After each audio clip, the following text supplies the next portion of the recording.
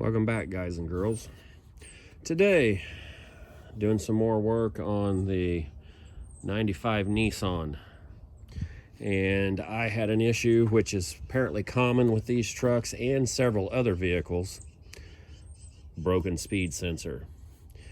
They end up corroding up here above the O-ring, and then when you try to get them out, they're real thin. This one here, I could turn it and everything, but in working it back and forth and oiling it and everything, the end snapped off like they commonly do. So I had a little harebrained idea, because I really did not want to have to disassemble all of the cross member and all of the torsion bars and all that junk going to the front end, not to mention pull the drive shaft, the carrier, and the transfer case. So, like I said, harebrained idea. I went and got a piece of 1/8 inch pipe, which will slide right over that, okay? And the plan was to feed the MIG welder right down the middle, which I did, but in doing so, it also burnt out the threads on the pipe.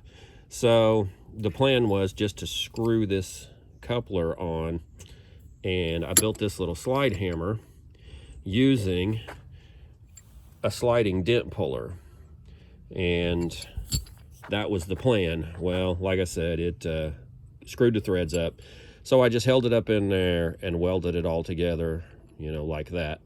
And I don't know if you can see down in there, but really there was only maybe a 1/4 inch wide piece of weld that really got on the end of the shaft, and you can see it right there. It wasn't even welded completely around the shaft, and I really didn't have a lot of hope for this, because even here I could only weld it part way around, just because you can't get up in there. But I just, slowly but surely kept sliding the weight and tapping, and I was gonna, I told myself, well, I'm gonna do it until the weld breaks off. I'm at least gonna do that. And lo and behold, it started moving, and as you can see, it worked. So guys, if you have the same issue, and these are aluminum and steel, they're not like the GMs and the Fords that are plastic, so you can weld on these. You might try it. It saved me all that effort. Thanks for watching, guys.